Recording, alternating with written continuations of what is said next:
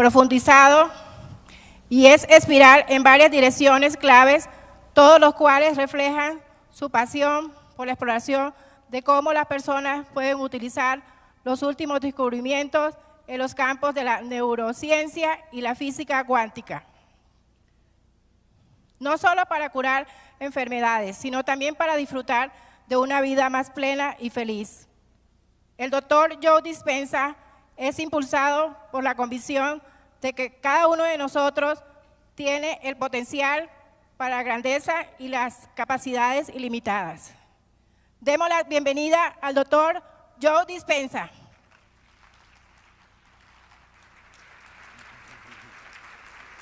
Thank you. Buenas tardes. I want you to turn to the person next to you. I want you to look them in the eye, and I want you to introduce yourself as a genius. Let's begin.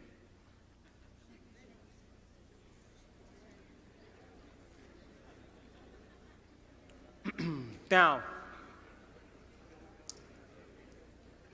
how many people in this audience believe in the idea that the way you think has some effect on your life, that your thoughts are intimately connected to your future? How many people think that? So your thoughts in some way create your reality. You believe that? So how many people in this audience have a clear vision of their future? You see, you think 60 to 70,000 thoughts in one day. Out of those 60 to 70,000 thoughts that you think in one day, 90% of those thoughts are the same thoughts as the day before. So if you believe that your thoughts somehow are connected to your life, then the same thoughts always lead to the same choices. The same choices always lead to the same behaviors. The same behaviors create the same experiences, and the same experiences produce the same emotions. And those very same emotions drive the very same thoughts. And your biology, your neurocircuitry, your neurochemistry, your neurohormones, and even your genetic expression is equal to how you think, how you act, and how you feel. And how you think, how you act, and how you feel is called your personality. And your personality creates your personal reality. That's it. So then, if you wanted to create a new personal reality, a new life, then you would have to start thinking about what you've been thinking about and change it. You would have to become aware of your unconscious thoughts and observe them. You would have to pay attention to your automatic habits and behaviors and modify them.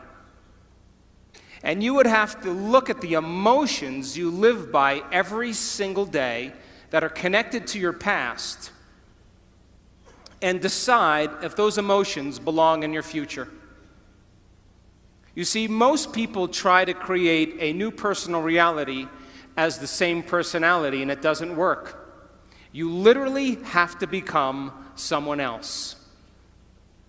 So your brain is organized to reflect everything you know in your life. Your brain is a record of the past. It's an artifact of all the things you've learned and experienced to this moment. So if you wake up every morning and get out of bed on the same side, shut the alarm clock off with the same finger, shuffle into the bathroom and use the toilet like you always do, go and get a cup of coffee and drink coffee out of your favorite mug, then get in the shower and wash yourself off in the same routine way, drive to work, get to work, see the same people that push the same emotional buttons, do the same things that you've memorized and do so well, then hurry up and go home, and hurry up and check your emails, and hurry up and check your Facebook, and then watch your favorite television show, then hurry up and go to bed. Here's my question. Did your brain change at all that day? We could say that you were thinking the same thoughts, performing the same unconscious actions, living by the same emotions, but secretly expecting your life to change. So there's a principle in neuroscience. And the principle says, nerve cells that fire together wire together.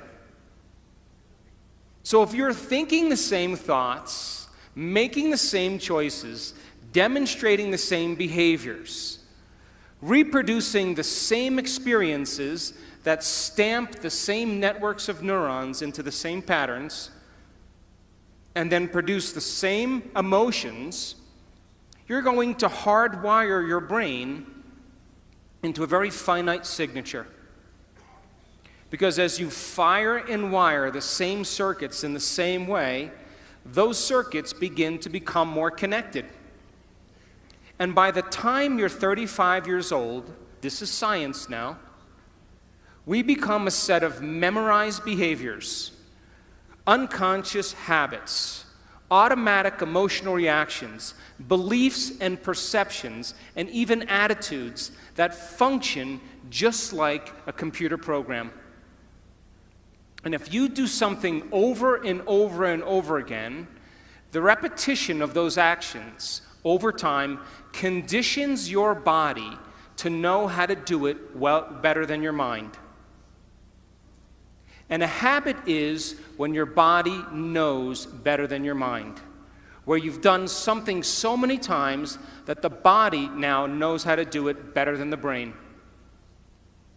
And so 95% of most people's behaviors, attitudes, thoughts, beliefs, emotional reactions are subconscious programs. So why is that important? Because you're here this week to learn new information. And every time you learn something new, you make new connections in your brain. That's what learning is. Learning is forging new synaptic connections. Physical evidence as a result of your interaction in the environment and the footprints of consciousness is called learning, making new connections.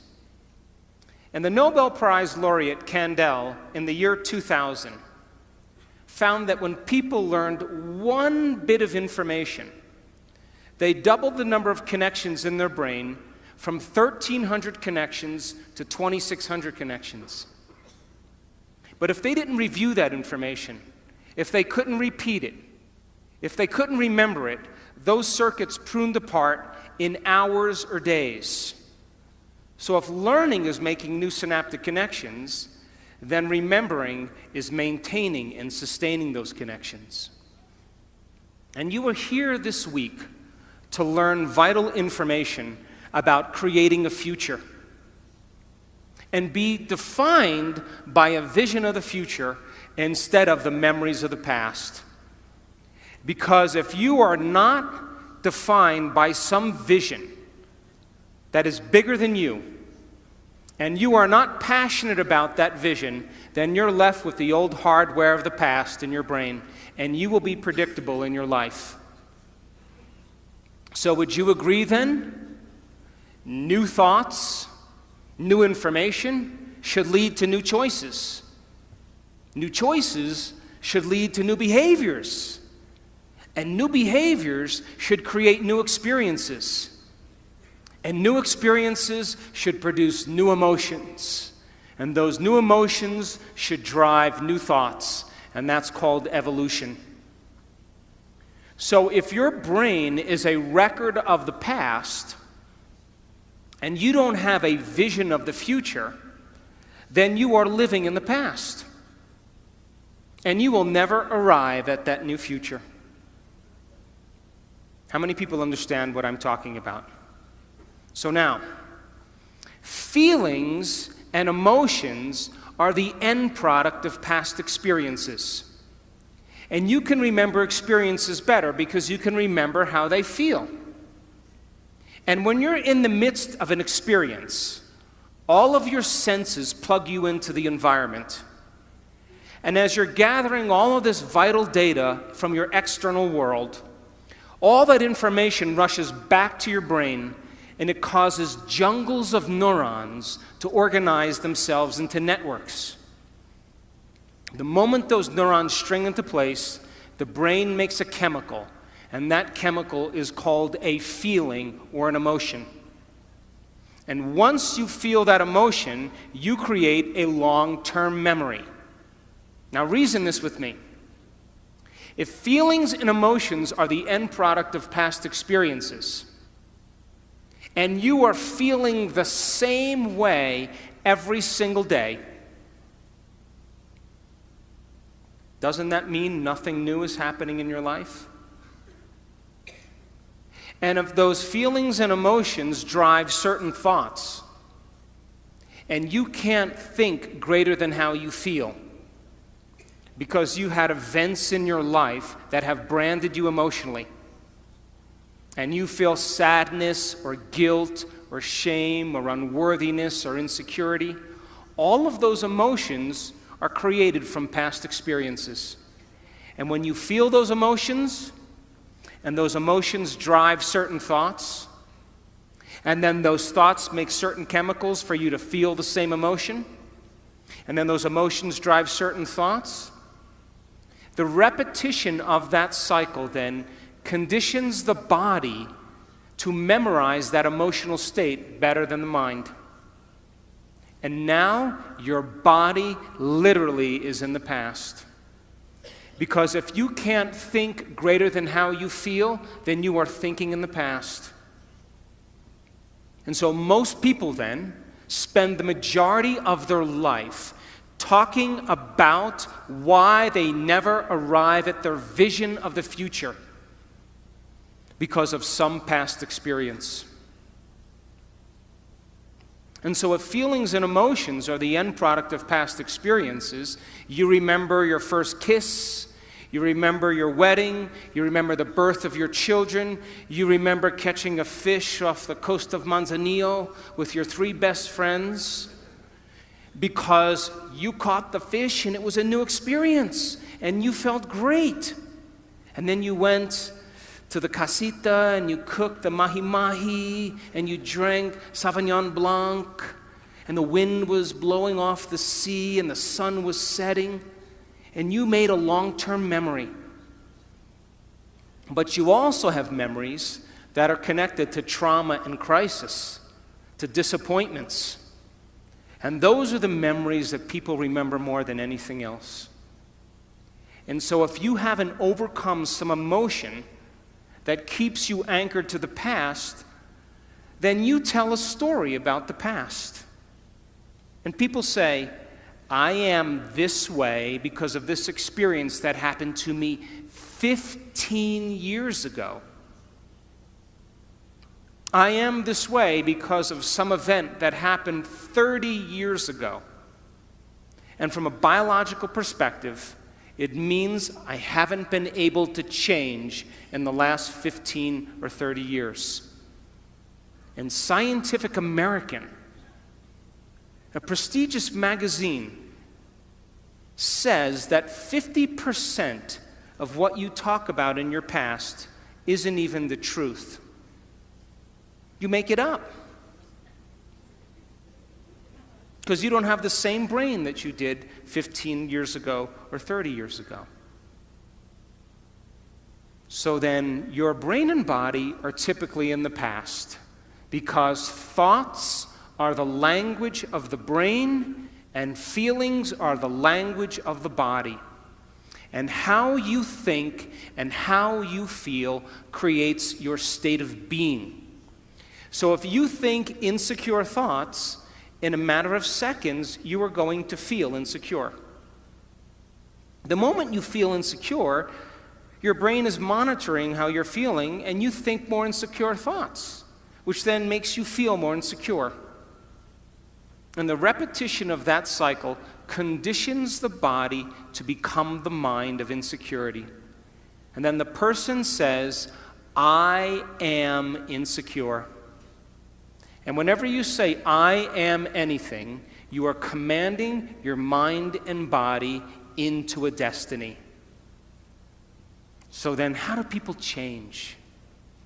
They wait for crisis, trauma, disease, diagnosis, loss. Something has to go wrong in their life where they feel so uncomfortable that they finally make up their mind to change. And why is that? Because after the trauma or the crisis, they don't feel like of themselves.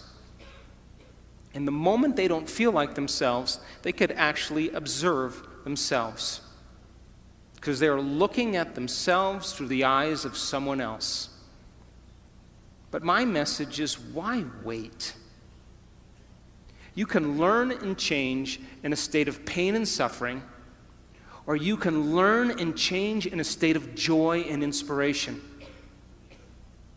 So then, if your brain is a record of the past, and you are living by the same emotions that have defined you for the last 10 years, and you keep thinking the same thoughts that make the same chemicals, and those same chemicals drive the same thoughts, then your body, as the unconscious mind, does not know the difference between an actual experience in your life that creates an emotion and an emotion that you're creating by thought alone. And so your body is believing it's in the same past experience 24 hours a day, 7 days a week, 365 days a year. And your body is programmed into the past. And you can't create a new future holding on to the emotions of the past. How many people understand what I'm talking about? So then, when you react to someone or something in your life, you have a choice. That when an event changes how you feel, there's a chemical change that's taking place in your body. And most people don't think they can control their emotional reactions. And so then when you react to some coworker or some relative or somebody in traffic, the moment you react emotionally, you are altered chemically. And if you don't know how to control your emotional reaction after that event, and you allow those emotions to linger for hours or days, you know what that's called? That's called a mood. Hey, Juanito, what's wrong with you? Oh, I'm in a mood. Really? Why are you in a mood? Well, this thing happened to me 4 days ago, and I'm having one long emotional reaction. And if you keep that same refractory period going on for weeks or months, that's called a temperament. Hey, why is she so angry? I don't know. Why are you so angry? Why are you so bitter? Why are you so enchilada?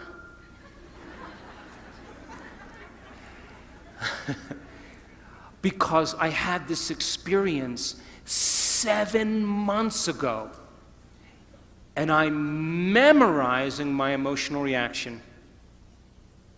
And if you keep that same refractory period going on for years on end, that's called a personality trait. And people wear their emotions on their sleeve, and that's who they think they are.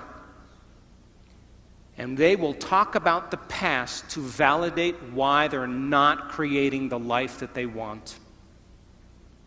So then if you wake up in the morning, Mexico City, and you are not being defined by a vision that's bigger than you, and it doesn't get you out of bed and inspire you into possibility, and you get up living from the old hardware of the past and the old emotions stored in your body, do you know what's going to happen to you?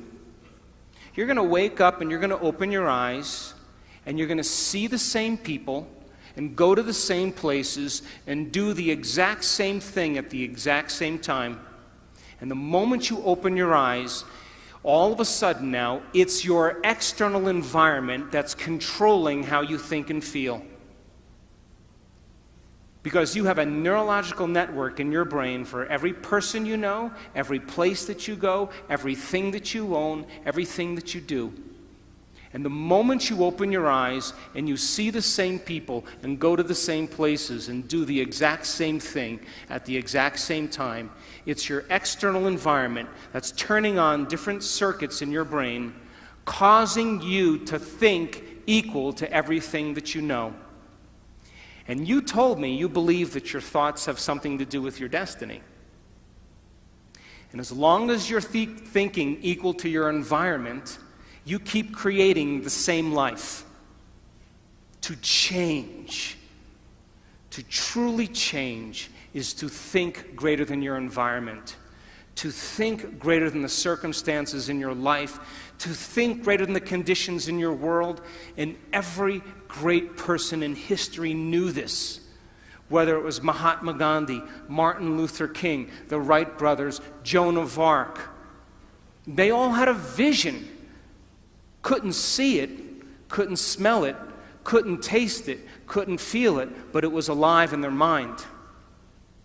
It was so alive in their mind that they began to live as if that future reality was happening in the present moment. So here's my question. Can you believe in a future that you can't see or experience with your senses yet, but you've thought about enough times in your mind that your brain is literally changed to look like the event has already occurred? The latest research in neuroscience says you can change your brain from living in the past to living in the future. And can you fall in love with that vision to such a degree that you come out of your resting state and change guilt or suffering into inspiration and joy and gratitude? To such a degree that your body, as the unconscious mind, does not know the difference between that external event and what you're creating internally, so that your body believes it's living in that future in the present moment, and you begin to signal new genes in new ways to change your body to look like the event has already occurred. The latest research in epigenetics says you can change your body by thought alone. Now reason this with me. If there's physical evidence in your brain and body to look like the event has already occurred, your brain and body are no longer living in the past, they're living in the future. And you will walk right into your vision. Now, most people in this audience, all of you, have done something great in your life. You all have. Now reason this. You woke up one day, or you had a wild thought out of nowhere. And that thought was a possibility in the future. Something new you wanted to experience. And the moment you started thinking about this experience, the moment you started contemplating this potential reality, you turned on a part of your brain called the frontal lobe, the crowning achievement of the human being. It's 40% of your entire brain. It is the creative center. And it has connections to all other parts of the brain. And the moment you said, what would it be like to be a leader? What would it be like to be successful? What would it be like to have this vision come true? The moment you asked that open-ended question, you turned on this part of the brain. Because the rest of the brain is just a bunch of automatic programs. And now the frontal lobe, the creative center, wakes up, and it has connections to the entire brain. It's the CEO, it's the boss, it's the symphony leader of the brain. And the moment you get creative, the frontal lobe begins to select different networks of neurons that are stored in your brain from things you've learned or experienced. And as you begin to think a what-if question, it begins to select these different networks and begins to seamlessly piece them together and making your brain fire in new sequences and in new patterns and new combinations. And whenever you make your brain work differently, you're changing your mind. Because mind is the brain in action. Mind is the brain at work. And the moment those neurons fire in tandem, you get a picture in your mind, a hologram, a vision, an abstraction.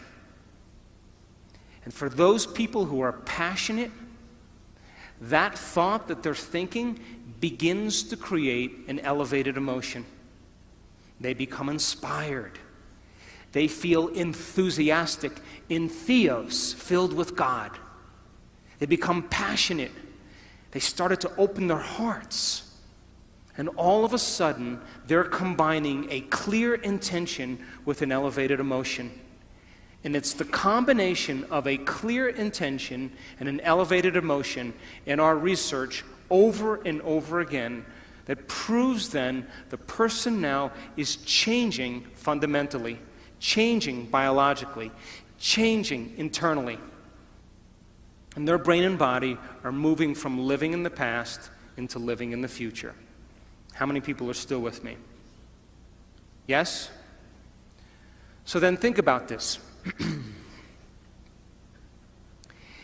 When you do that, when you had that moment, you came out of your resting state, and then you started to write down all the things you were going to do to get to that vision, all the choices you were going to make, all of the experiences or goals you wanted to achieve, and all of the emotions and the joy you would feel. And when you were doing that, you were setting your sights towards that destiny. And then you did something really brilliant. You wrote down the choices you weren't going to make. You became aware of the behaviors you weren't going to demonstrate. You began to review certain experiences you wanted to stay away from. And then you looked at the emotions that would bring you to a lower level, and you began to separate the old self from the new self. And when you begin to do that, and you're observing the old self, it means you're no longer the program. Now you're the consciousness observing the program. And that's when you begin to objectify your subjective self. Now reason this. Let's say you've had some pretty rough experiences in your past. And those experiences caused you to feel sad and unworthy and guilty and judgmental. And you've gotten so used to feeling guilty and unworthy and judgmental that that's just feels normal to you. And then because you feel kind of victimized, then you blame people and you complain and you make excuses and you feel sorry for yourself, and that's your personality. And all of a sudden you say, today, I'm not going to do that any longer, because that's the old self. And then you start off your day and it goes really well for about 2 hours. And then all of a sudden, the moment you realize that you're no longer making the same choices as the day before, you are going to feel uncomfortable. It's going to feel unfamiliar. It's going to be uncertain. There's going to be some unpredictability. And we now know that people would rather hold on to their guilt and unworthiness than to step into the unknown, because at least they can feel something. And so the moment you stop making the same choices that you always make, get ready because it's going to be uncomfortable. And that's the moment you're heading towards the new self. And we call it stepping into the river of change. But now, remember, 95% of who you are is your body as the mind. You know, you've done something enough times that your body does it better than your brain. So you may actually complain unconsciously because your body does it all the time. And all of a sudden you say, no complaining, no more blaming, no more feeling sorry for myself, no more talking about other people. I'm going to stop. You know what happens, don't you? The body starts sending signals to the brain. The body's been conditioned that way.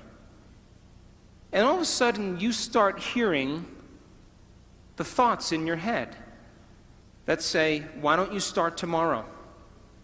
Tomorrow's a better day. This is too hard for me. I can't change.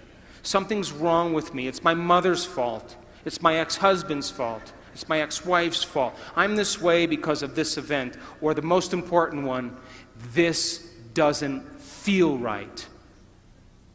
And the moment you respond to that thought as if it's true, that thought leads to the same choice, which leads to the same behavior, that creates the same experience, that produces the same emotion, and the person says, this feels right. That feels familiar. Going from the old self to the new self, stepping into that void, stepping into that uncertainty, is the biological, the neurological, the chemical, the hormonal, genetic death of the old self. And people will say to us, well, in that unknown, I can't predict my life or my future. And we always say the same thing to them. The best way to predict your future is to create it, not from the known, but from the unknown. And when you and I get comfortable in the place of the unknown, that's where the magic happens. And it never happens in the known. So then, you are here this week as entrepreneurs. An entrepreneur, in the definition, if you read the definition of entrepreneur, there's one thing that's consistent in every definition, and that is individuals willing to take a risk. Stepping into the unknown, being defined by a vision of the future instead of the memories of the past. So if you don't have your vision clear in your mind by the end of this week, all of this information is philosophy. It's theory. It's intellectual data that's stored in your thinking brain.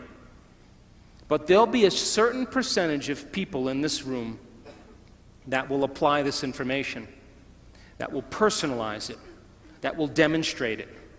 And those people who learn the information and store it in their brain and can repeat it, those people who start thinking about what they're going to do with it, as they begin to think about what they're going to do with it, they begin to install the neurological hardware in their brain, priming them to a new future. And when you take all of this information and you say, how am I going to apply it to my life? And you get your behaviors to match your intentions. You get your actions equal to your thoughts. You've listened to great leaders. You've gotten specific information about success. You understand what it is, what emotional intelligence is, and how it is to change a culture. And you start applying it to your life. If you're able to do it, you are going to have a new experience. And that new experience is going to enrich the circuits in your brain, because that's what experience does. And then you're going to feel like a leader. You are going to feel successful. You are going to feel clear. And the moment you feel that feeling, now you are teaching your body chemically to understand what your mind has intellectually understood. We could say that knowledge is for the mind, and experiences for the body. And in that moment, you are embodying leadership. You are embodying success. You are embodying clarity. Why? Because the emotion is the experience in chemical form. And the moment you feel that emotion, you're teaching your body chemically to understand what your mind has intellectually understood. You are embodying knowledge. But now here's where the expert comes in. If you've done that experience once, you have to be able to repeat it. And great people in the world who are uncompromising, they keep working to reproduce the experience. And if you can reproduce that experience over and over again, neurologically and chemically, you will condition your body to become the mind of it. Now it'll be innate in you. It'll be second nature. It'll be easy. It'll be familiar. It'll be common.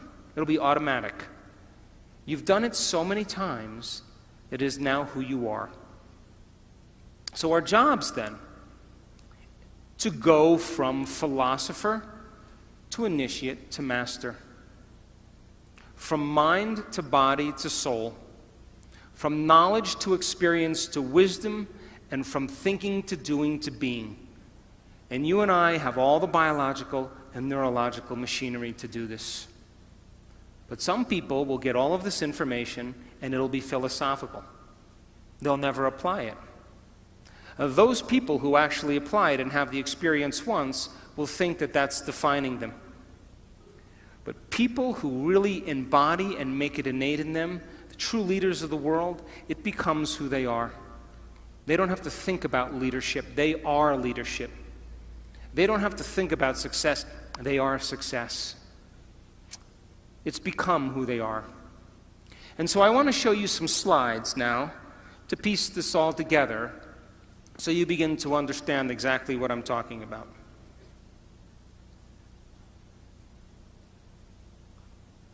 I hope.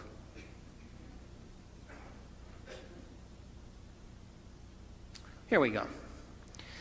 So our research, and we've worked with many companies in the United States and in Mexico and in Europe. We've worked with Sony Entertainment, we've worked with Cisco, we've worked with Coca-Cola, we've worked with Pepsi, we've worked with a lot of different companies around the world. And we know that if you give people information, wow, this is a weird clicker. Huh?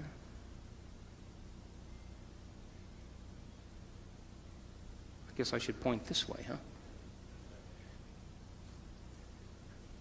Can we go back to the last slide? Let's just have you do it, huh?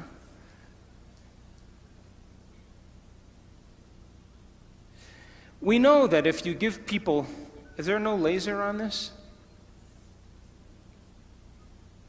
Maybe my battery's dead. I have the what? I have a pointer? Come up here and show me. There's a pointer here.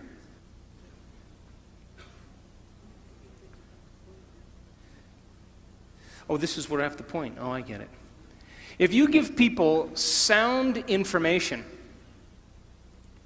and then they can repeat that information, they're wiring it in their brain. They're creating a new model of understanding. If you show them how to apply that information, if they do it properly, they will have some type of transformation. That transformation isn't something that causes people to feel bad or unworthy. It causes them to open their hearts. It causes them to feel joy, to feel gratitude. They feel differently. And if you're able to then create that elevated emotion and you teach people more information, they will continue to transform themselves, and that's called evolution.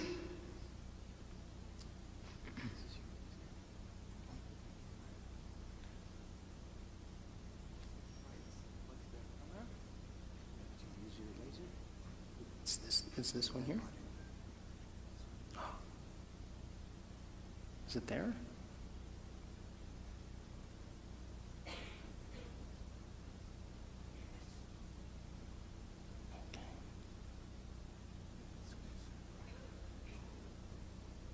Yeah, I think that's what it is. Okay.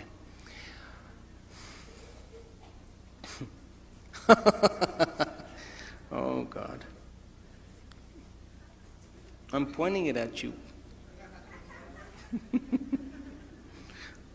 Oh, down there, way down there. Look, I'm pointing it down there. I'm hitting forward.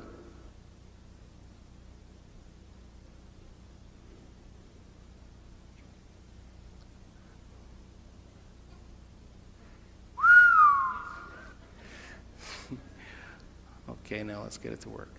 So, if you think the same thoughts always lead to the same choices. The same choices lead to the same behaviors. The same behaviors create the same experiences, and the same experiences produce the same feelings, and you're now caught in your old self. But new thoughts should lead to new choices, and new choices should lead to new behaviors. New behaviors should create new experiences, and new experiences should create new emotions, and that should inspire evolution. We say that your personality creates your personal reality. And your personality is made up of how you think, how you act, and how you feel. We could say that your personality is your state of being. So now, geniuses, if you keep thinking the same thoughts, keep demonstrating the same behaviors, keep living by the same feelings and emotions, your personal reality is going to stay exactly the same. But if you have new thoughts that lead to new choices, that demonstrate new actions, that create new experiences, that cause you to feel differently, you will begin to walk into a new future. How many people understand this? So most people try to create a new personal reality as the same personality, and it doesn't work. You literally have to become someone else. So, crossing the river of change, going from the old self to the new self, requires you stepping into the unknown.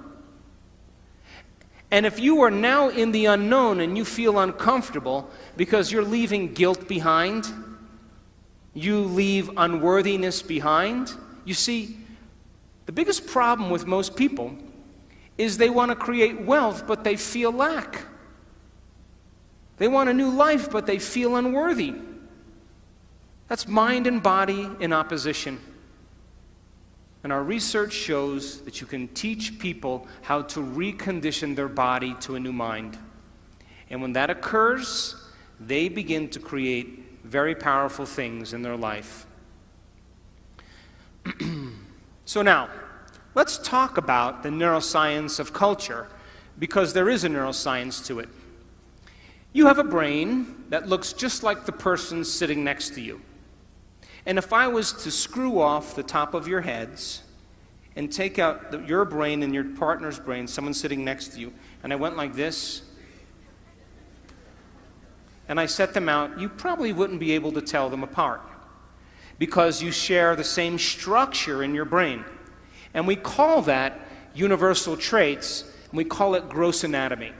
Now, because you share the same brain as the person sitting next to you, you smile when you're happy, you frown when you're sad, you sleep at night, well, this is Mexico, you sleep kind of late at night and get up kind of late in the morning. Come on, I'm kidding.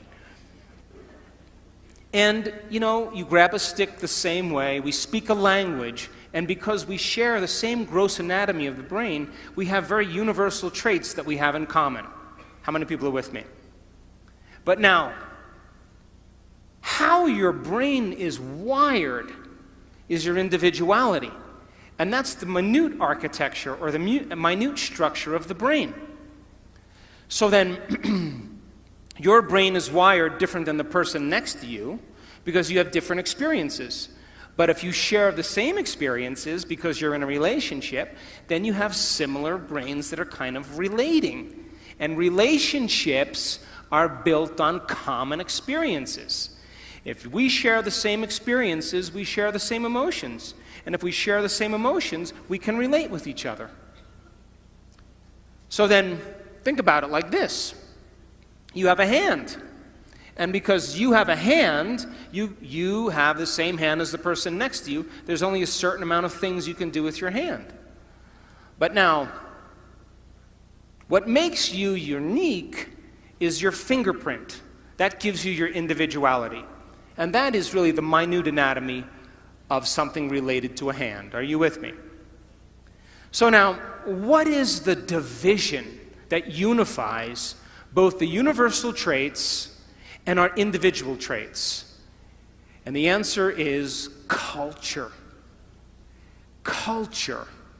And culture is defined by the environment in which you live, the environment in which you work, the environment of your family. An environment is made up of just a few things. Are you ready? People, objects, things, places, time, pets, and that's pretty much your environment. So then, the culture of Mexico City, if I keep asking, I'll get it, huh?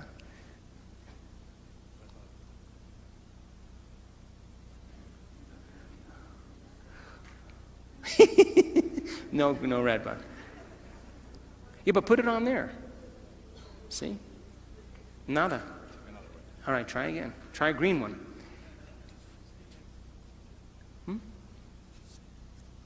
Okay, we're doing good.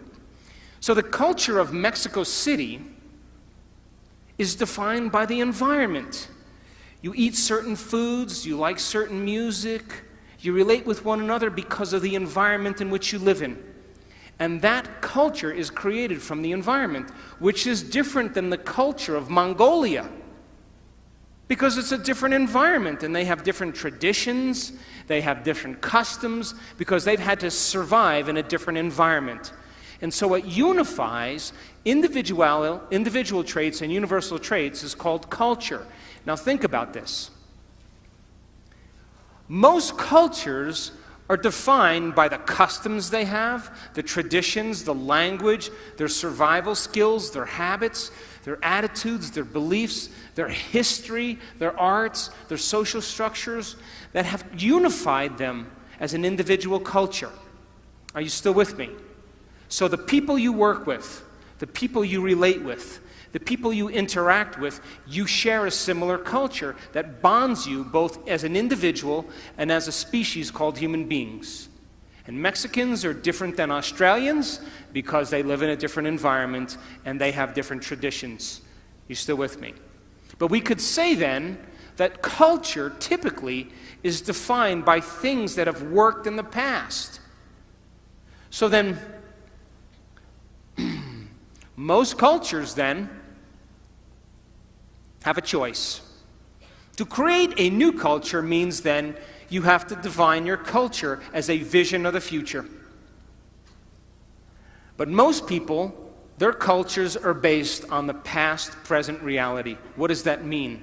We are in a changing world. And the world is changing faster than most people can keep up. And if you are going to stay defined by a memory of the past, you will not keep up with this culture because we are creating a global culture. So then, what defines the vision of the future to change a culture? And the answer is a very clear intention, a clear purpose combined with an elevated emotion. And when you combine a clear intention, like a vision of the future, along with an elevated emotion of inspiration and joy, you will create an empowered individual. But here's the problem. To the materialist who's waiting for their wealth to show up to feel abundant, they're in their past. The person who's waiting for the success to feel empowered is in their past. The person who's waiting for their healing to feel wholeness, they're in their past. The person who's waiting for their riches to come to feel gratitude, they're in their past. They're materialists. In other words, you have to feel empowered in order for your success to show up. You have to feel abundant for your wealth to find you. You have to be in gratitude for you to create the life that you want. And by you teaching your body emotionally what that future could feel like ahead of the actual experience is changing your biology. Because most people wait for something outside of them to change how they feel inside of them. And when something outside of them changes how they feel inside of them, they pay attention to whoever or whatever caused that, and they create a memory. That's the old model of reality of cause and effect, waiting for something outside of you to take your pain away inside of you. The new model of reality is about causing an effect. That means then you have to feel gratitude every day for your new experience to occur. You can't wait for your success to feel empowered. You have to be empowered to create the success. And when you teach people how to do this, and they move into a new state of being, they begin to create the life that they want. How many people are still with me? But to the materialists, they would say, well, no, I'm going to wait for my money to come, and then I'm going to give thanks. And those people pretty much are living by the emotions of the past. And if you're living by the emotions of the past, you are viewing your future through the lens of the past, and your vision will fade. Because when you bring up an elevated emotion, you will see the vision clearly. And leaders in history that changed the world knew how to change a culture. Look at Martin Luther King. He talked about justice and then got enough people inspired that they felt empowered enough to do something about it. People came out of the resting state. And so then you share the same brain as Martin Luther King. And being defined by a vision of the future begins to change a culture. But most people have the same thoughts or the same intentions, and they live by the same familiar emotions, and for the most part, they're in their past. So the future, then, is created by a clear intention and an elevated emotion, now listen closely, that you have to cultivate in your inner environment of thoughts and feelings. But most people, by the old self, are living from past memories that are created from knowledge and experience from something that happened outside of them.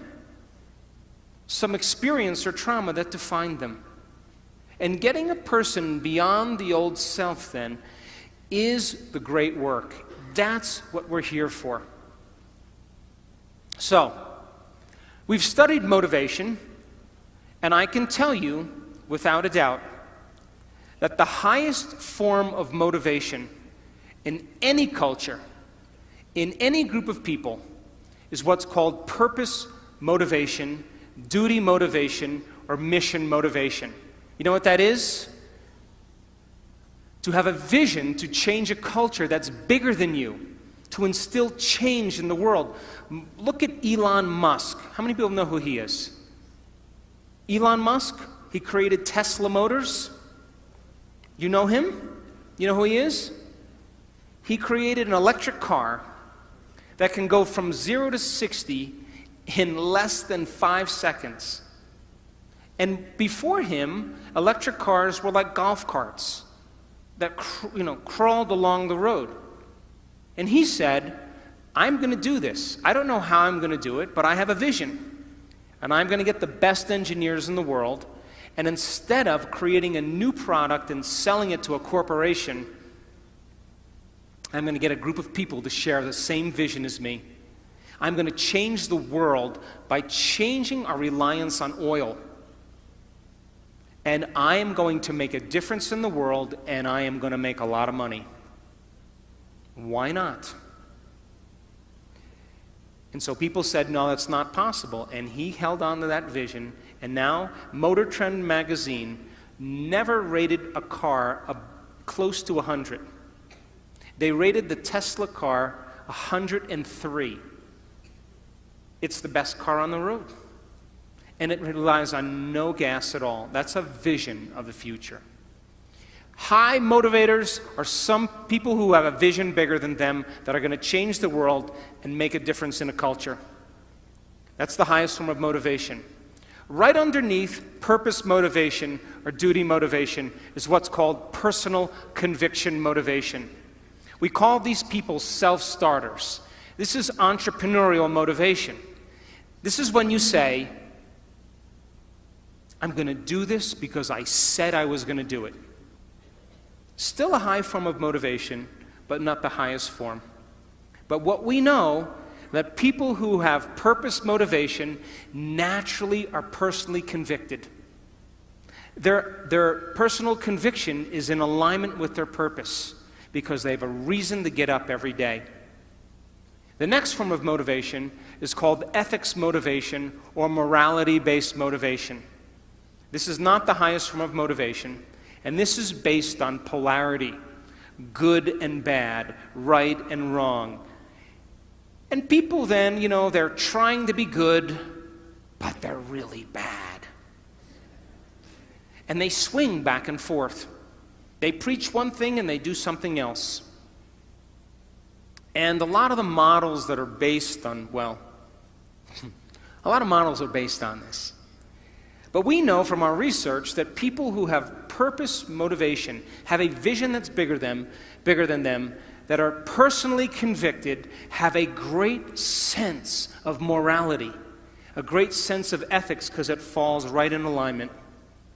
The next form of motivation is called ego-centered motivation. This is for acclaim and recognition and importance. But we know then that that's not a very high form of motivation and it never lasts. But people who have purpose motivation, have personal convictions, have a strong sense of ethics, naturally receive recognition. It's the end product. Now look at the lowest form of motivation. What does that say? Money motivation. People who are money motivated, you will spot them out in a crowd because they are selfish in their endeavors. They will take care of themselves first before they take care of others. It's the lowest form of motivation, but our research shows if you have a vision that's bigger than you, that's to change something, where you contribute to the whole, you have strong personal conviction, a strong sense of ethics, already receiving recognition and don't even need it, the money always comes. It's the natural flow. And we call that, in our work, affluence. You know what the word affluence means? To flow to you. People who are affluent don't go and get anything. People who are affluent have it come to them. That's who they are. It's a reflection of their state of being. How many people are with me? So then, when you have a purpose or a vision or a mission or an intent that's bigger than you, it means it signifies something that's ongoing. You could have a purpose to go east, and there's never an end to east. You could have a purpose to be healthy. There's always more health to have. You could have a purpose to be wealthy. There's never an end to wealth. You could have a purpose for knowledge, and there's never an end to knowledge. It signifies a direction. My purpose is to transform individuals in order to transform a culture. And I'm clear on that purpose, and it gets me up in the morning every single day. So then, how do you bring a vision from the world of possibility into the world of reality? From thought all the way down into matter. From what we say in quantum physics, from the wave of possibilities all the way down into the particle. From the immaterial, something that doesn't exist yet, into the material. From the world beyond the senses to the world of the senses.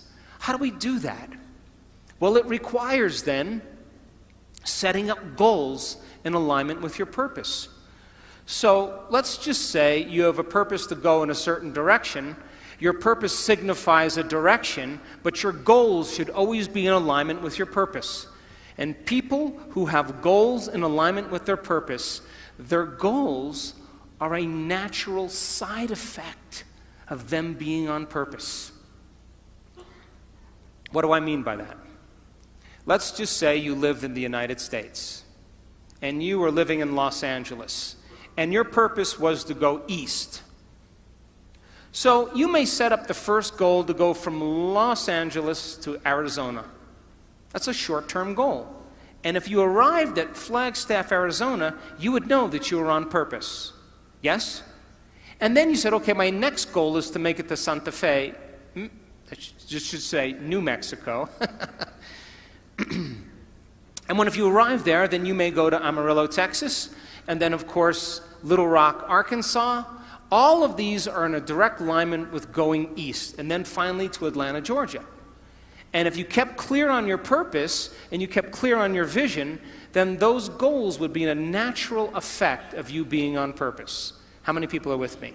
So when you set up the goals in alignment with your vision or your purpose, and you arrive at your goal, that's how you know you're still on purpose. So then what about getting healthy? You may say, okay, I want to lower my heart rate. That's one of my goals. I want to lose, 10 kilos. I want to have more energy. I want to wear a new wardrobe and have a new relationship. This is the short-term goal at the beginning, and the long-term goal is at the end. And as long as you keep making the same choices, demonstrating the same behaviors, reproducing the same experiences, feeling the same way, you'll arrive at all of those goals. What about becoming abundant? You may say you want to be wealthy, and to me it doesn't matter. Wealth is a state of mind. You may want to start a new business. Once you start that new business, you may want to hire 2 new staff employees in 6 months. Then you may say you want to buy a company vehicle. And of course, then the next one is buy a new house. And then ultimately what? Make $1 million? Why not? If that's your goal, to reflect your purpose, then you should arrive at it. Are you still with me? How about learning knowledge? Is there ever an end to knowledge? You may want to get an associate's degree. And then you may want to get a bachelor's degree. And then you may want to get a master's degree. You may want to get a doctorate degree. And then you may want to finally do research. But all of those things are in alignment with your purpose, is it not? So what about this? Exploring space. Could you then, we placed the monkey in a spaceship. That was our first goal. Then we created satellites. And then we made it to the moon. And now we got technology to explore Mars. And then, of course, a distant planet. And ultimately enter the galaxy. So it would look like this. We send the monkey out into space, then we create a satellite, we go to the moon, we go to Mars, and as long as our goals are along the line of our vision, we'll always arrive at our destiny. Now, I want you to understand that there is a very specific formula for excellence. And the formula requires a person who has a clear purpose. But there are 2 other ingredients that put this together. The first thing is called competence. You know what competence is? Somebody who does something really well. The more competent they are, the better they are at doing something. The third thing is called accountability. Accountability means if you say you're going to do something, you do it.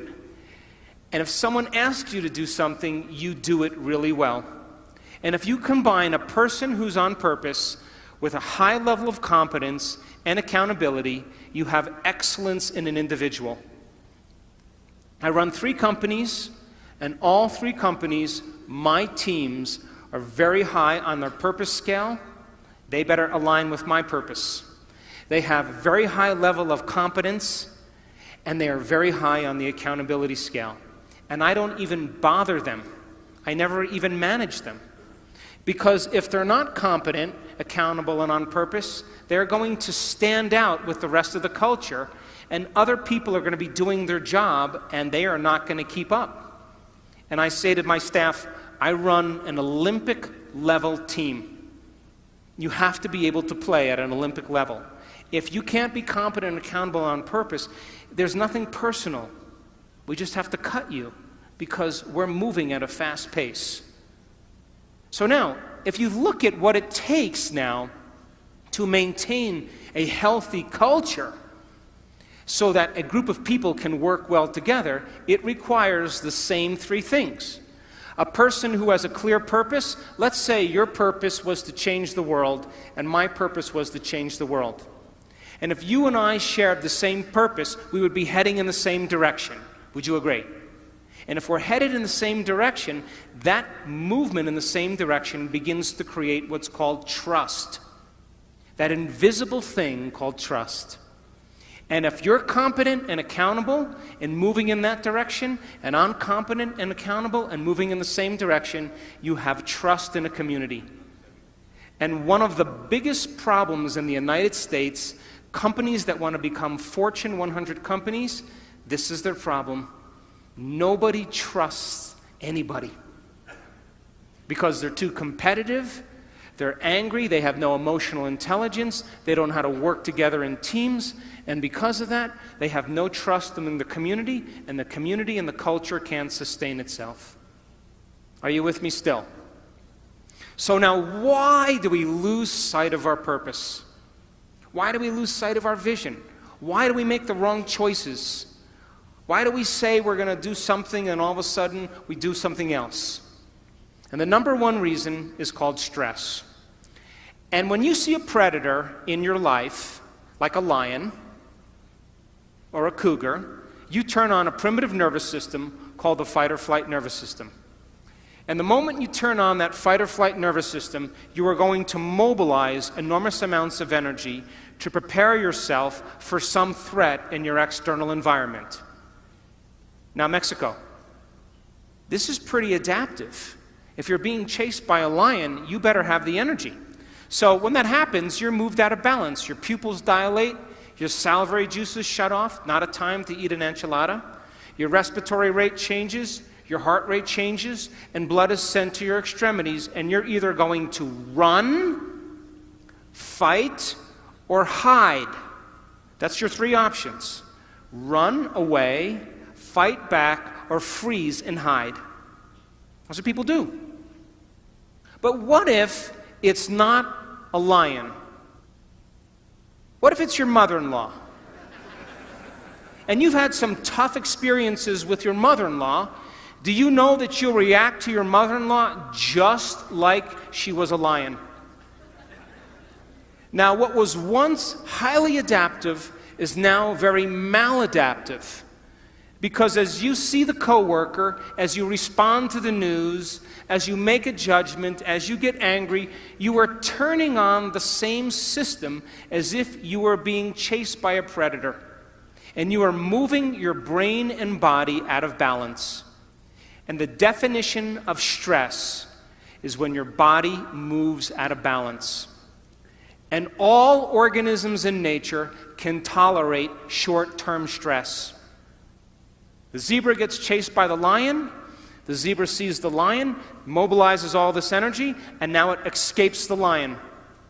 15 minutes later, it goes back to grazing, and the event is over, and the body returns back to homeostasis.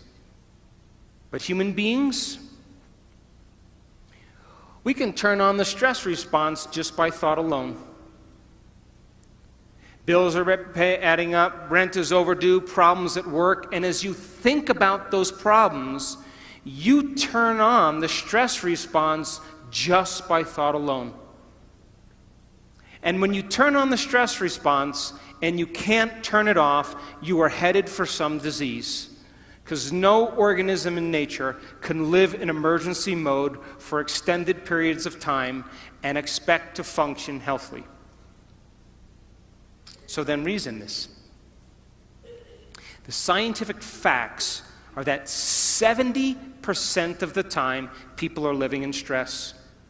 And when you live in stress, it's not a time to create. When you live in stress, it's not a time to be defined by a vision of the future. When you live in stress, it's not a time to go within or to learn. When you live in stress, all of your attention is on the outer world and not on the inner world because there's danger out there. And so people stop creating when they're living in stress, and now they are viewing their life through a lens of the past, and they lose sight of where they're going. So here's that definition where I talked about of creating different states of being. You react to an experience in your life.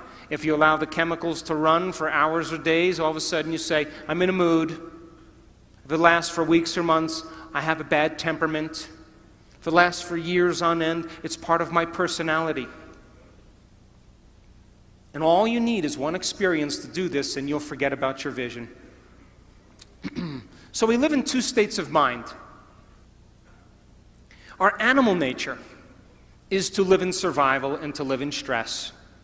And the chemicals of stress are highly addictive. Fear, anger, hostility, violence, anxiety, insecurity, guilt, shame, sadness, unworthiness, depression, they are all created from the hormones of stress. When people live by this state, they use the problems and conditions in their life to reaffirm the addiction to that emotion. They need it so they can get the rush of adrenaline. And this is why it's so hard to change. Because it is a scientific fact that the long-term effects of the hormones of stress push the genetic buttons and create disease. And I just said you can turn on the stress response just by thought alone. That means your thoughts can make you sick. So if your thoughts could make you sick, is it possible that your thoughts could make you well? That's what our research is about. And if you know that the hormones of stress are highly addictive, and you can turn on the stress response just by thought alone, you can become addicted to your own thoughts. And this is why change is so hard. Because people cling to those emotions because it makes them feel something. So living in survival is living in stress. It's being in what's called catabolism or tissue breakdown. There's disease, there's imbalance, there's degeneration, the emotions of fear and anger and sadness. People tend to be selfish when they live by the hormones of stress because when you're under stress, you got to take care of yourself. So keep putting things bad on the news, keep creating fear, keep showing war, keep people feeling less than, and of course, they'll stay selfish and never create community. It's a great way to control people. When you're living in stress, you focus on three things: everything in your environment, your body, and time. Because if you're being chased by a lion, you're going to put your attention on your body, you're going to become aware of where you're going to run in your environment, and you're going to think about how much time you have. And if you live by the body, the environment, and time, you are not being defined by a vision. Because a vision has nothing to do with your body, the environment, and time. It has to do with a thought. So then you're in emergency mode. You'll get very object-focused. You'll focus on something over and over again. How many people have problems and you keep thinking about your problems over and over again, over and over again? That's how survival works in the brain. You keep focused on your problems. You feel separate from possibility. You define reality with your senses. You're living by cause and effect. You don't see any possibilities. Of course, your brain and heart are incoherent. We've measured this thousands of times. In other words, when you are impatient and you're frustrated and you're angry, your brain gets out of balance. And when your brain gets incoherent, you get incoherent. We measure people's hearts. We just came from a beautiful event in Cabo San Lucas in Los Cabos, 500 people, training them how to train their brain and hearts. When you're impatient and frustrated, your heart gets incoherent. When you feel love and gratitude, your heart gets coherent. When you feel love and gratitude, your brain gets coherent. So then, people in emergency mode focus on knowns. They don't want the unknown. The unknown is dangerous. They want knowns and familiar. They lose their vision. The divine aspect of ourselves are the creative aspect of ourselves. That's when the body moves into homeostasis. We go from contraction to expansion. There's anabolism. There's body repairs itself. There's order. There's health. There's regeneration. The elevated emotions of love and joy, of trust, of knowingness, of gratitude, they begin to produce 1,300 new chemicals that begin to heal the immune system. The hormones of stress produce 1,200 chemicals that last for 90 seconds to 2 minutes that alters how we think and feel. But isn't your definition of an addiction something you can't stop? So if I said, hey, I know you're really angry, but why don't you stop? If you can't stop your anger, then you're addicted. Valid or not, justified or not. If you can't stop your sadness, then you must be addicted to those chemicals. But those chemicals only last for 90 seconds to 2 minutes, which means, I tell my kids this all the time, well, they're older, but when they were younger, if you're angry for more than 2 minutes, you're faking it. So, when you open your heart, you're selfless. When you're in that creative state, you're not defined by things, you're not defined by your body, you're not defined by time. We know this, we've studied it in the brain thousands of times. A creative person forgets that they even have a body. They forget about the things and people in their life, they forget about time. They're in the creative state. And my definition of creation is when you forget about yourself. You go from selfish to selfless. And that's when you're at your best. We've proved it thousands of times. Of course, energy is created. There's always growth and repair. People tend to go from a narrow focus to possibility, to an open focus. They feel connected to their vision. They feel connected to people. They feel connected to something greater. They're already defining reality beyond their senses. They're living no longer as a victim, which means most people think unconsciously that their personal reality is creating their personality. If your personal reality is creating your personality, then you're a victim. But if your personality is creating your personal reality, you're a creator. So now they're causing an effect. They're no longer living by cause and effect. They see possibilities. Brain and heart are in a state of coherence and balance. And of course, they crave the unknown. They want the experience. They want the adventure. They live for it. So I'll go through just three more slides. So then if your purpose is to go east, and all of a sudden you head to Phoenix, Arizona, or Missoula, Montana, or Miami, Florida, or Boston, Massachusetts, you've lost sight of your vision, and which means you had some thought that led to some choice, that led to some behavior, that created some experience, that produced some feeling or emotion, and you gave up on your vision. You went back to the old self. So you may say, God, I want to be healthy, but oh, you made the wrong choice. 3 pieces of birthday cake. You miss a week of exercise. You stay up late and watch TV. You stop getting treated. And of course now, same thought leads to the same choice, which leads to the same behavior, which creates the same experience, that produces the same feeling. And then you say, oh gosh. And then of course the feeling is usually unworthiness or guilt, and you return back to the same self.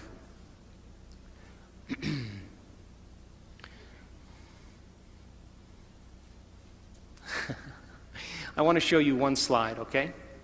I want to show you what it looks like when you learn something new. You have 100 billion neurons in your brain. 100 billion neurons.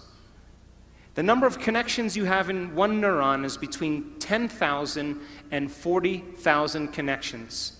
If you took 100 billion sheets of paper and you stacked them on top of each other, it would be 5,000 miles high.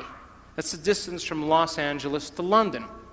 If you took a scoop of gray matter, the size of a grain of sand, you would have 100,000 neurons in it with over 1 billion connections. Now, I'll stop right after this slide. Learning is making new synaptic connections. Every time you learn something new, this is what's happening in your brain, geniuses. If you learned one bit of information today, your brain did this. Boom. That's learning. Physical evidence as a result of your interaction in the environment. Every time you learn something in your brain, there's a physical change that takes place, and learning is making new connections. Are you with me? This is how fast it happens, too. That's learning. If you learn anything this week, you've made a footprint. If learning is making new synaptic connections, then if you keep firing the same thoughts over and over again, you're going to wire them in your brain. So then if learning is making new synaptic connections, then remembering is maintaining them. And all of a sudden, they develop a long-term relationship. And just like any relationship, the more you communicate, the more they connect. And neurons are exactly the same way. Now, as you begin to learn information, neurons tend to assemble themselves into networks, or what's called neural networks.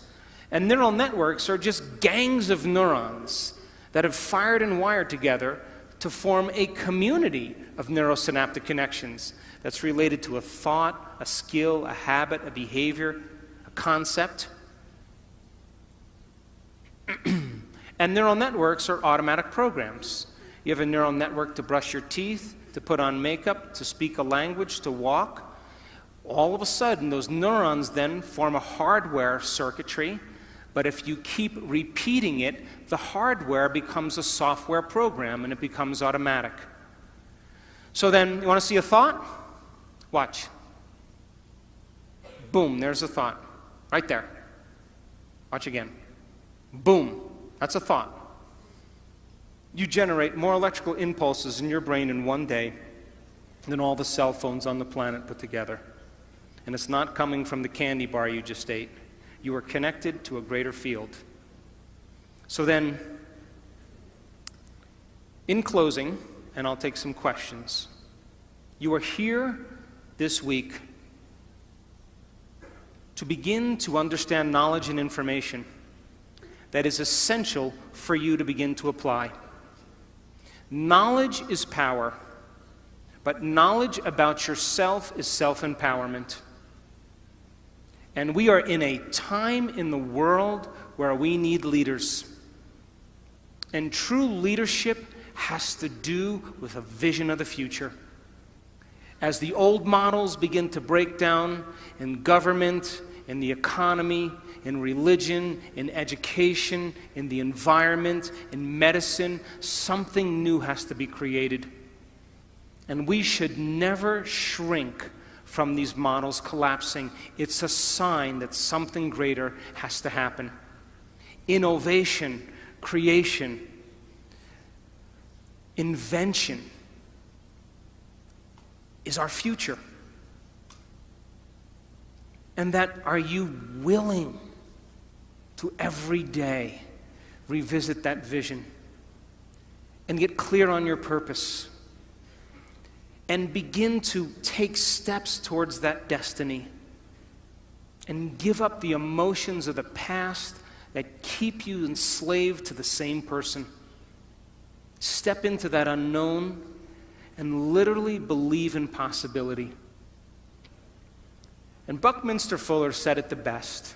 He said, if you want to change a culture, forget about trying to fix what's broken. Create something that's better, and everybody will leave that and go to something else.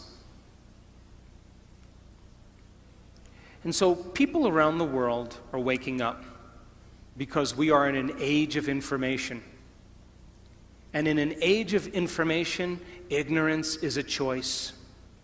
Learn, study, change, apply, and meet the challenges in your life with a greater level of mind. Surely somebody has faced the same things that you have and have overcome them.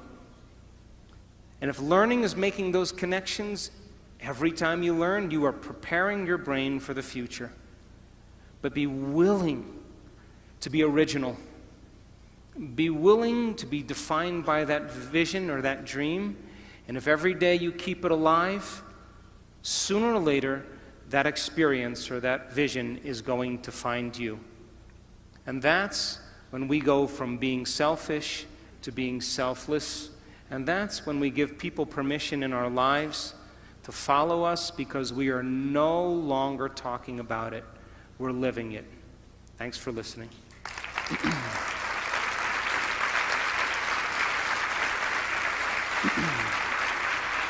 Thank you.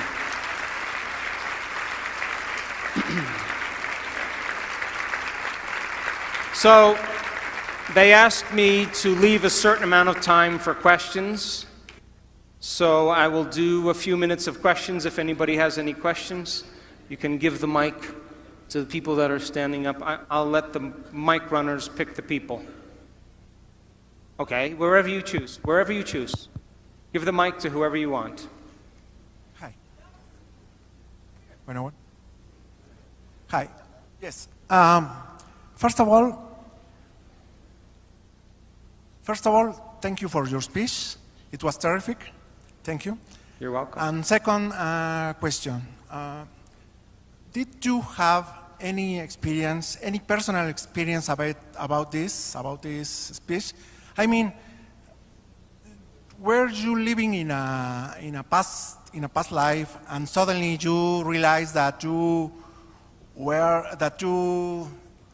have to live in the future? It was tough to do that. Are you talking about a past life in this life or a past life in another life? No, I mean when you were child, you are living in a past life, or I think you were angry, you were some kind of defects, and suddenly, and I can imagine, I can guess that before you do the picture, and you, what fuck do you know? Okay, I understand. I understand. I never planned on doing any of this. In 1986, I was in a triathlon in Palm Springs, California, and I was on my bicycle, and I was making a turn to pass some cyclists. And as I made the turn to pass the cyclists, I got run over by a truck. And I broke 6 vertebrae in my spine, and I had bone fragments on my spinal cord. And the doctors, 4 experts, told me I would never walk again and I would be paralyzed. So in order for some people to wake up, they need a wake-up call. And that was my call. I decided against the surgery, a radical surgery where they take out the entire back part of my spine and screw in these rods. I decided against the surgery in 1986, and I thought, I'm not going anywhere, I'm not doing anything. Let's see if I can heal this with my mind. Now, nobody at this time had any idea that it was even possible. As a matter of fact, the doctors thought I hit my head on the ground and that I had a head injury, because nobody said no to them. But you know, when you're trying to create something like a miracle, you will always be considered a fool or insane, because nobody else is doing what you're doing. It's unconventional. It's outside the beliefs of a culture. But if you pull it off, you'll be considered a saint, a holy man, a genius, a mystic. And so I was willing to lose everything for a thought or an experience. And I went through a very dark night of the soul after my injury. because I wanted to heal myself, and I was impatient, I was angry, I was frustrated, I was unfocused, and I couldn't get my mind to do what I wanted it to do, which made me more angry. But every day, I had this thought in my head: the power that made the body heals the body. I kept hearing it in my head. The power that made the body heals the body. And so I thought, maybe I can take my attention off of everybody and everything and go within. And let me connect to this power, this intelligence, and begin to give it a plan, a template, a design. And for 6 weeks, I would start doing it every morning. And then I'd think about living in a wheelchair. And then I'd start all over again, and then I'd think, should I sell my house? Should I sell my practice? And I realized I was focusing on what I didn't want to have happen instead of what I did want to have happen. And that's what the hormones of stress do. They cause us to pick the worst thing in our future and emotionally embrace it and be prepared for it. Because anything less, there's a better chance of survival. And so for 6 weeks, I went through hell. Because I would start reconstructing my spine and I would lose my attention. But I never gave up. 3 hours every day going within. And at the end of 6 weeks, I was able to go through my entire internal process without losing my focus. Because I reasoned that this intelligence, this consciousness had awareness. And awareness is paying attention. So it was paying attention to my thoughts. So just like you know when someone's paying attention to you, they're present with you. And so I had to reconstruct my spine, but when I lost my attention, I would have to stop and start all over again because it wasn't a clear design. And at the end of 6 weeks, I was able to go through the whole thing. And all of a sudden, my body started to change very quickly. My pain went away, my numbness changed, I started to get happy. And all of a sudden I started to notice that I was feeling better. And the moment I began to feel better, I was thinking about what I was doing, and now I did it with more passion and more conviction, more joy. In 10 weeks I was back on my feet, and at 12 weeks I was training again. And they came to put me in a body cast from my chin to my waist. And I put the cast on for 5 minutes, and I tossed it. And I just made a deal with myself in those lonely nights where I couldn't sleep. I talked to this intelligence every day, and I said to it, I'll make you a deal. If I'm ever able to walk again, I will spend the rest of my life studying the mind-body connection and studying mind over matter. And since 1986, that's what I've been doing. I started studying people with spontaneous remissions and what it took for them to get healed. I went back to school and got another degree. Then I started teaching people how to do it. And then I got approached by a man that created What the Bleep. And he asked me to be in the movie.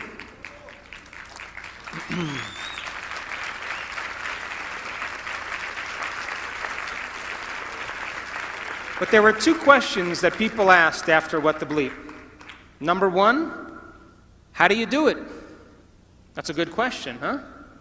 The second question is, if your personality creates your personal reality, and I have to change my personality to create a new personal reality, why the hell is it so hard to change? I thought that was a great question. And so we started teaching workshops and teaching people how to change. And in the beginning, we didn't see much change. And now, 10 years later, we are measuring people doing the uncommon.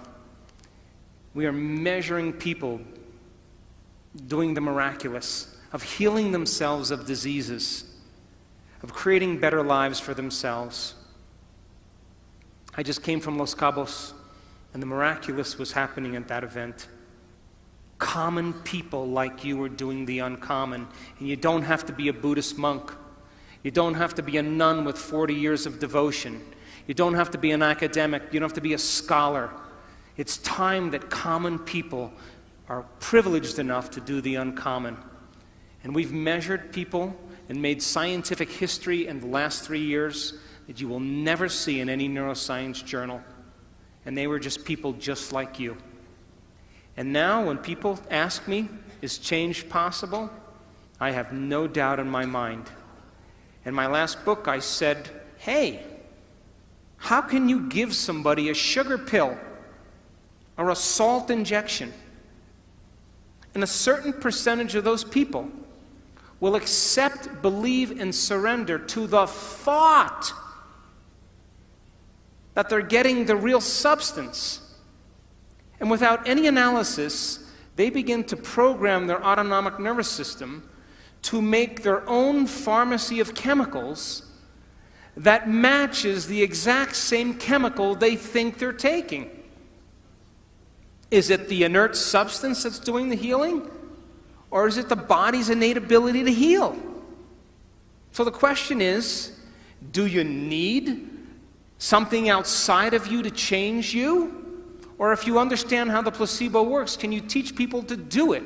But instead of putting their belief in something outside of them, put their belief in something inside of them, or a possibility, an unknown, and have them revisit that unknown until they make it known.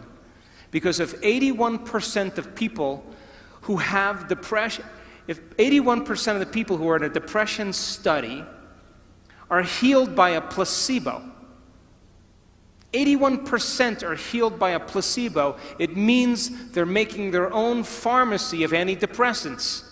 And they don't need anything to do it. And so it's time people take their power back. It's time that we wake up. And my passion is about transformation, but not with elite individuals, with common people. And if you keep understanding that you need a flu shot because there's bugs with your name out there that are looking for you, and if you don't get the flu shot, you're going to get sick, that's the nocebo. Then when you don't get it, you'll get sick, and then you'll need a pharmaceutical. That's programming. But when people break out of that illusion and they begin to take their power back, they're no longer controllable. And now, you're talking about a race of individuals now that are believing in themselves more than anything else. And that's where we're going as a community in this world.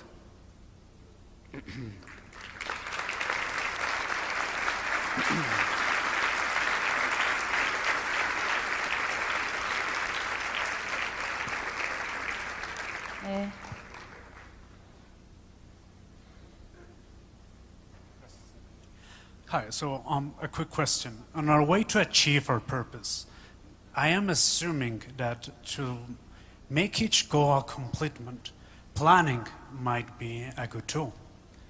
And if I am correct, do you have any advice on how to go about it? Sure. So the question was about planning. Do you know that if you woke up in the morning and instead of getting out of bed, what do most people do when they wake up in the morning now? What do? Admit it. You go to your cell phone and you go,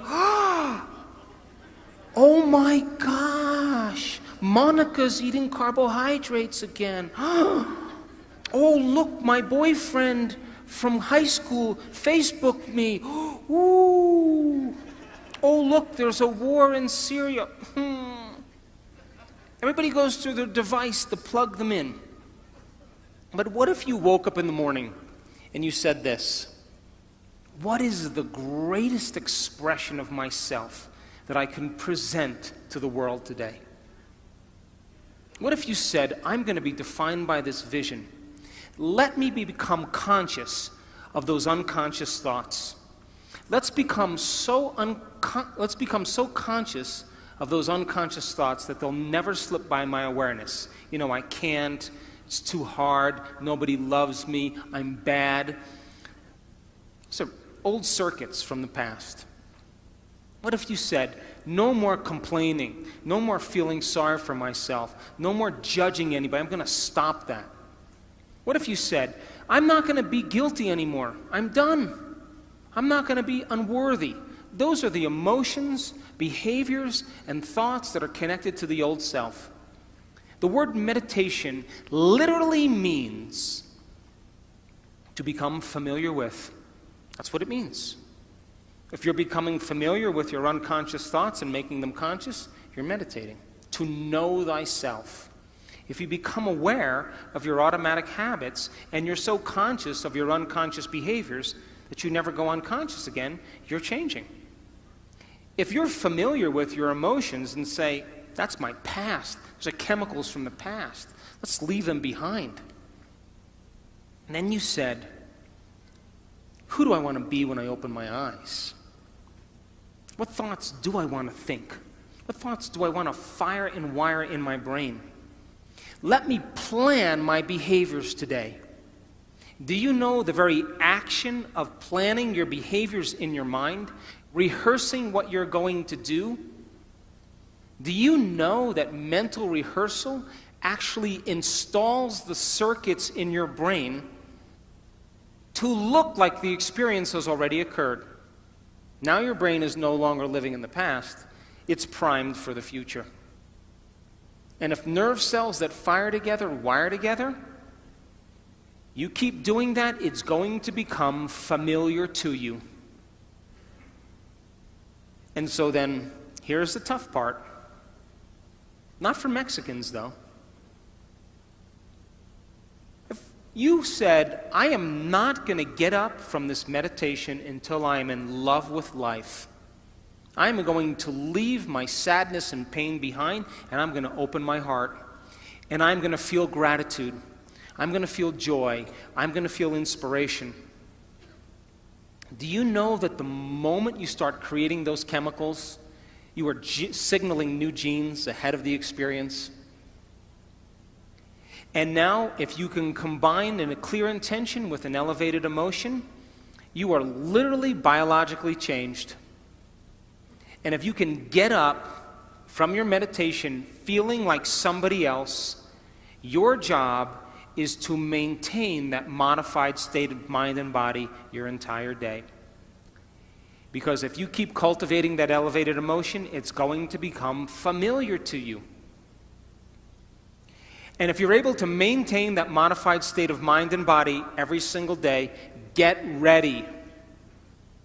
Because something unusual is going to happen in your life. It's the law. You are going to run into a new opportunity because you're in a new state of being. And that's what we teach people. To rehearse the future. And to take the brain out of the past and put it in the future. Take the body out of the past and put it in the future. But if you get up every single day feeling the same way, and you wake up and you go, oh my God, who's that? Oh, God. Wait, let me remember my problems. Ugh. You just return back to the old self. So the act of planning your behaviors, the research shows that as you begin to plan what you're going to do and how you're going to do it, you begin to change your brain to look like the event has already occurred. And you begin to prime your brain into the future and out of the past. And if you can create the emotion, you are more prone to get your behaviors to match your intentions, your actions equal to your thoughts, and your mind and body working together. And you will begin to arrive at a new destiny. We've seen it over and over and over again. Last question. One more? What time? Last question, okay? Buenas noches. ¿Dónde estás? Oh, hi. Okay. Es un honor el que yo pueda estar aquí. Yo vi su video hace unos meses de ¿Y tú qué sabes? Sí. Y Ready. creo que me estoy generando esto, el conocerlo. Yo quiero saber cómo puedo hacer un paso cuántico, cómo puedo hacer mi paso cuántico.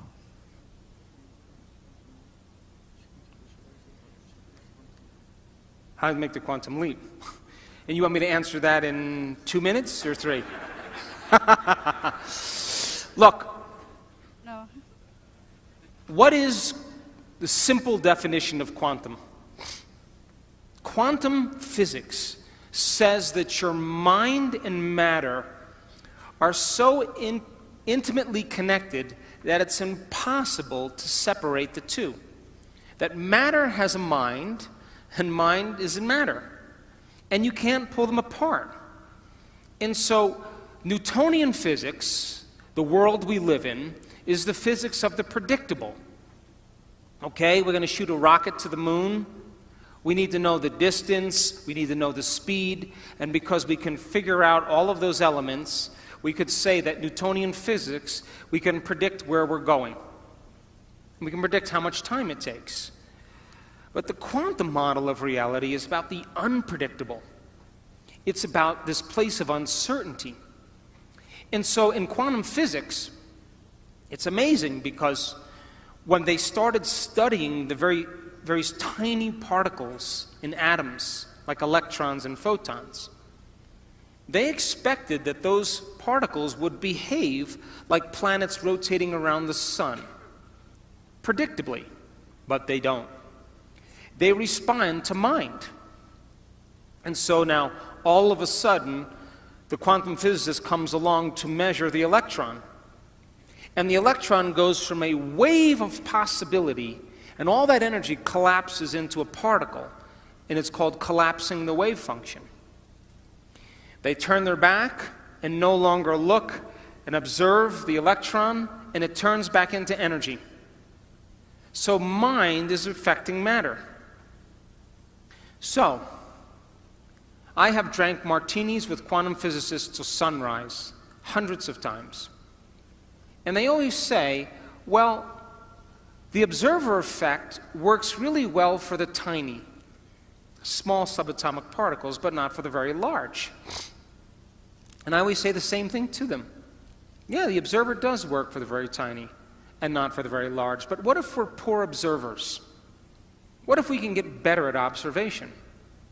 In other words, if you wake up every morning and you do the same thing that you've been doing for the last 10 years, then you're caught in the predictable world of Newtonian physics.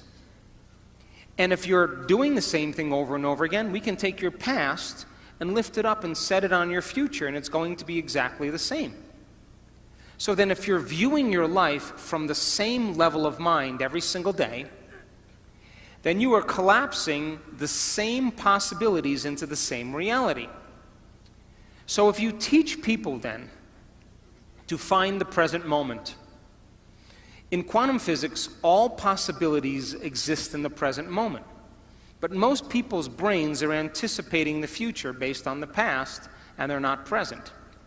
So then it requires training.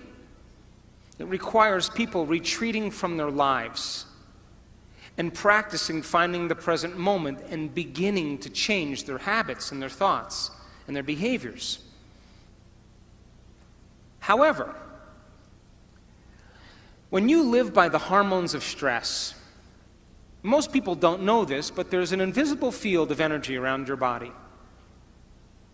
And when you react to someone or something, you draw from this invisible field and you turn it into chemistry.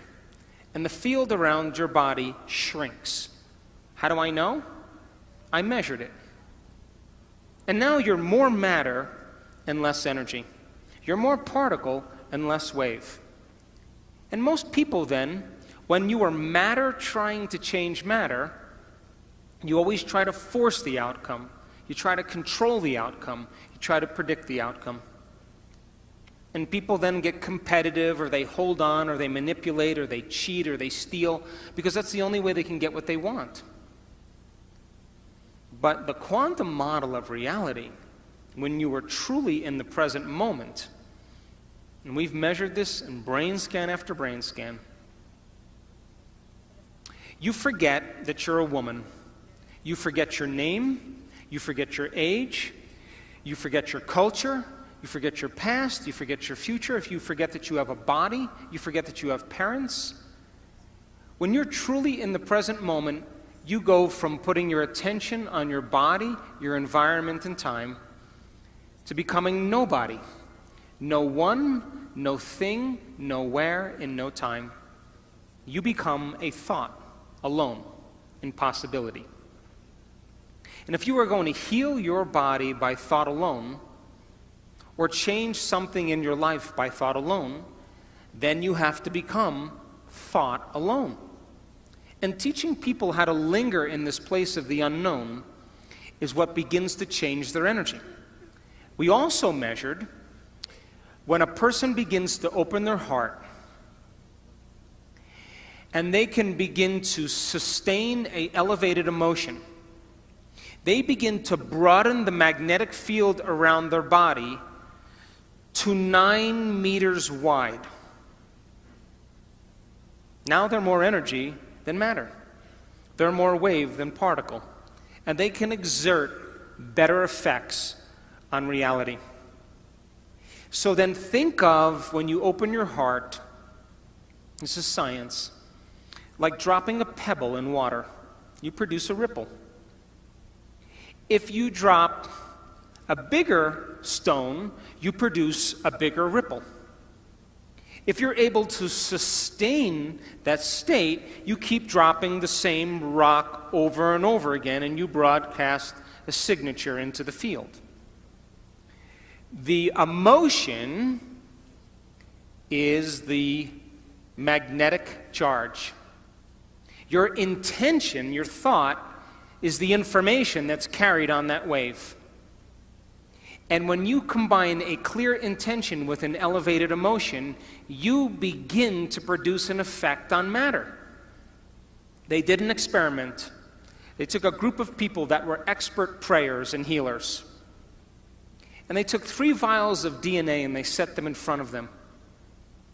And they said to these people, we want you with your mind, with your intention, to see this DNA wind or unwind.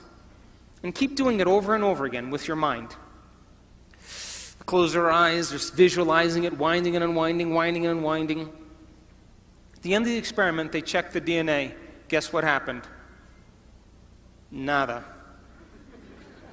Nunca. Nothing. Nunca. Nothing changed. So then they said to these people, okay, now open your heart and feel gratitude, loving kindness. Create a feeling of goodwill and just generate this feeling into the field. And we want to see if it changes the DNA. Over and over again, they kept creating this loving feeling. Check the DNA. Niente. Nothing. The elevated emotion did nothing to change the DNA. It had no effect on matter.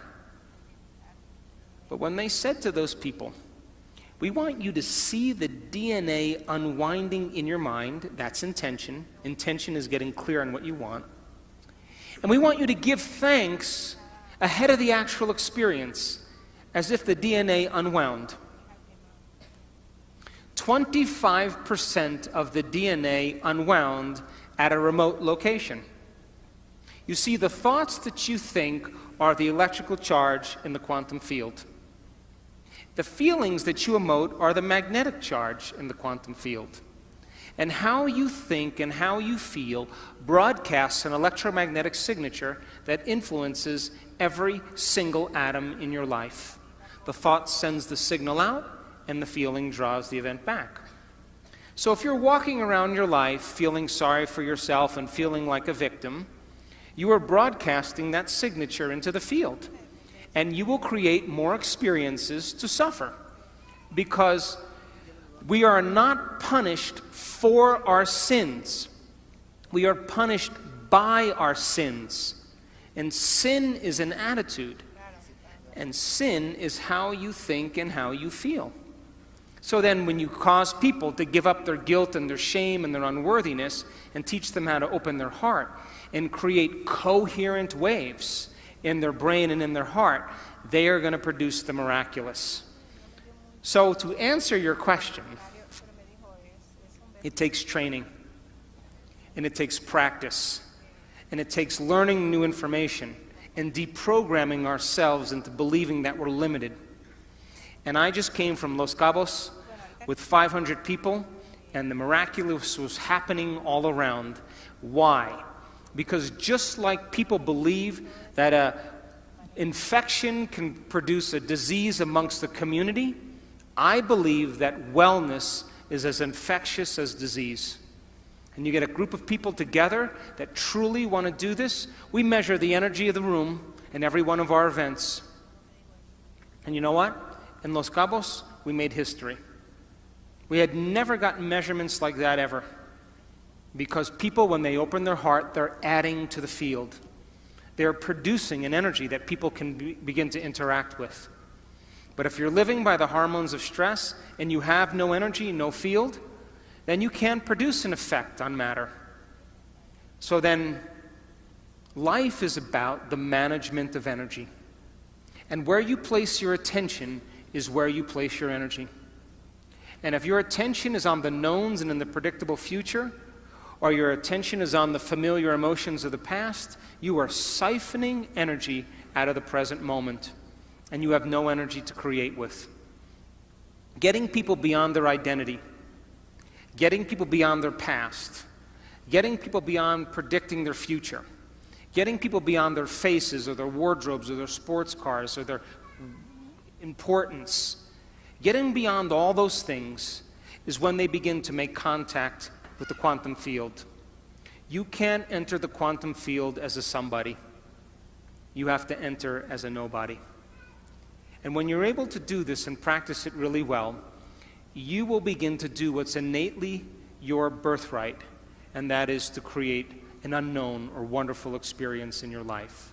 So it just takes practice in order to do it. And I'm happy to say that in the last event we just had, I just came from Los Cabos, amazing miracles and amazing stories and great people that were doing the amazing. So common people are doing the uncommon. Thanks for listening.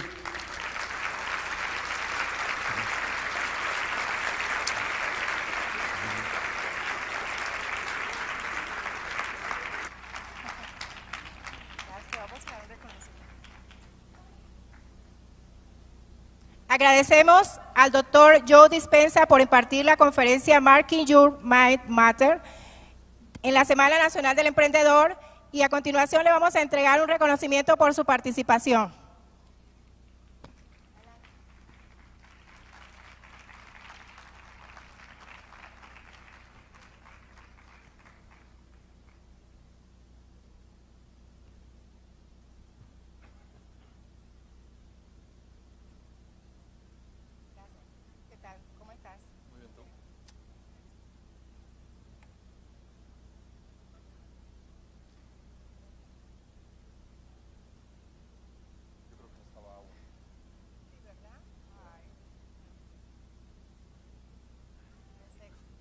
Un momentito.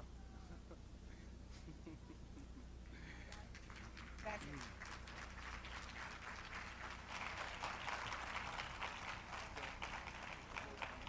And do this recognition. It's a great honor to hand him this recognition in the name of, I guess, all of us, el Instituto Nacional del Emprendedor. Thank you very much. It was a really enlightening speech. I'd like to share something with you that's really special. When I saw the movie, What the Bleep, I saw you as a doctor. I'm a doctor myself. And I said, I want to meet Joe. I want to meet that güerito. And, and as I was watching you speak, I was like, okay, he's here. And the way this happened is that I handed my book, your book, to one of my patients. And I said, read this. He handed that book to the person who's organizing this, Marisol Rumayor, and she decided to fly you over here and have this very special, and things just become real. And what's really hard to, like all my life, the things I've been able to do, I just jump into them and they suddenly just like happen. And with this, I can just follow the steps, how you're here and I'm here, and that's... It's the way it works. Yeah, thank you very much. Thank you so much. Thank you very much. Thank you. Gracias. Thank you. Thank you. It's a great honor and a privilege to participate in this event, and I hope that I said something that inspired you to try it out in your lives. So thank you for having me. I'm humbled. Muchas gracias y buenas